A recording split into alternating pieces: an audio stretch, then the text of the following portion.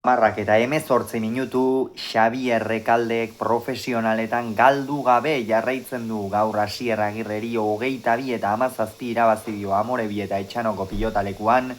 lauterdiko B-serieko, final laurdenetako ligaiskako, amultzoko, bigarren jardunaldiko lehen partida honetan 22 eta 17 egia esan Dimako aurrelariak sekulako hasiera eman dio, bere profesionaletako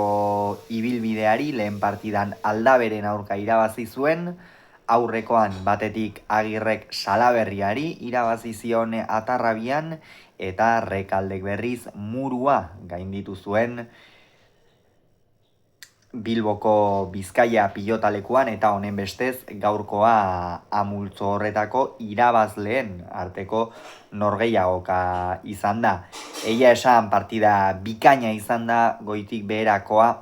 akatsekin bai, baina oroar emozio handia egon da zenbait unetan,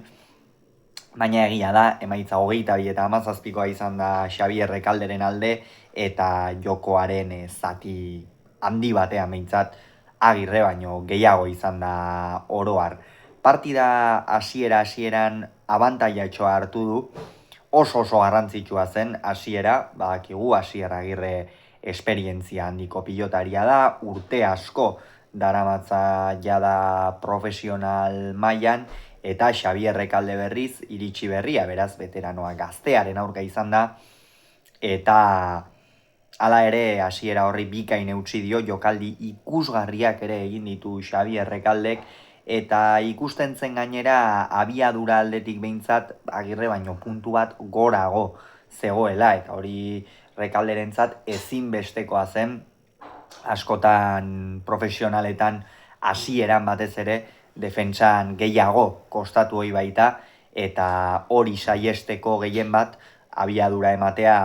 ezinbestekoa zen. Gainera hor egonda, uia une oro hasieran Rekalde izan da aurretik, baina hor 7 eta 5 aurreratu da Agirre, Rekaldek falta egin du gainera 5 eta 4 aurretik zioala, eta hor mentalki ere oso une garrantzitsua izan du, eta horrelakoetan neurtzen dira askotan pilotariak hasi berriek lortu ditzaketen arrakastak, eta hor ikus daitezke gehien bat, eta Rekaldek erakutsi du mentalki behintzakune horretan eutsi diola, ez baita soilik fisikoki eustea partidari, mentalki ere, eta 7 eta 5 hori oso une kritikoa izan da, naiz eta norgehiagoka hasiera izan, hor ziur aski Agirrek ies egiten bazion, oso zaila izango baitzuen Rekaldek buelta ematea, baina lortu du partidari eustea, eta ondorioz lehen etenaldi horretara 12 eta 10eko emaitzarekin iritsi da. Egia esan, hasieran oso partida bizia ikusi da, gainera motivazioz gainezka zegoela Rekalde, abiadura ikeragarria eman dio pilotari, jokaldi ikusgarriak, eta Agirre berriz bai, eusten bai, baina ez genuen ikusten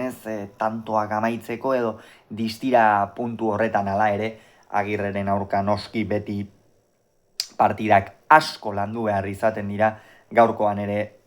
Rekalderi horixe pasa zaio azkenerako asko landu behar izan du partida, eta hor gainera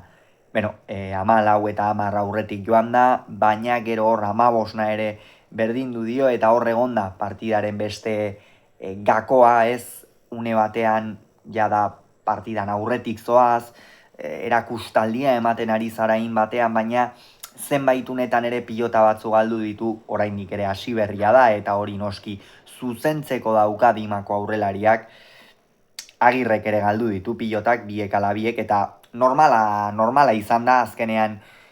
tanto oso gogorra jokatu dituzte, partida hasieran batez ere, eta horren ondorioz gerora nekea ere pilatzen joan da, bai baten gorputzean eta baita bestearen gorputzean ere,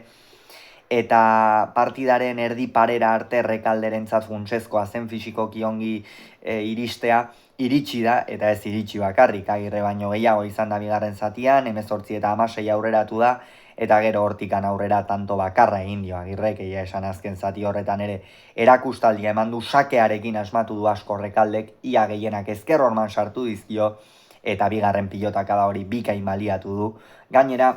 Rekaldek badu beste gauza bat, eta hau oso garrantzitsua da ez, eta da, aurkaria pilota jotzera doanean, beti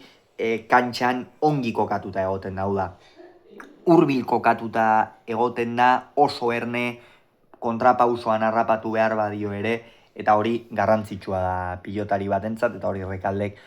oso ongi egiten duela erakutsi du. Beraz, Xabier Rekaldek profesionaletako 3. garaipena eskuratu du, honen bestez, amultzoan beserie mailan finala ordenetako ligaxka honetan lehen postuan da, eta gainera datorren urrengo partidan Murua eta Salaberriaren arteko horretan Iker Salaberriak irabaziko balu jala ofizialki final erdietan izango litzake, beraz pentsa zer ari den lortzen Rekalde, bere lehenengo txapelketan, bere 3. partidan jada final erdi batzuetan egon daiteke. Ikeragarri, Asier Agirrek berriz, azken partida horretara arte itxaron beharko du, eta hor bai edo bai, irabazi beharra izango du ziur aski. Beraz, hauxe esan beharrekoa, gogoratu Rekaldeko 22, Agirrek 17, Amorebietan.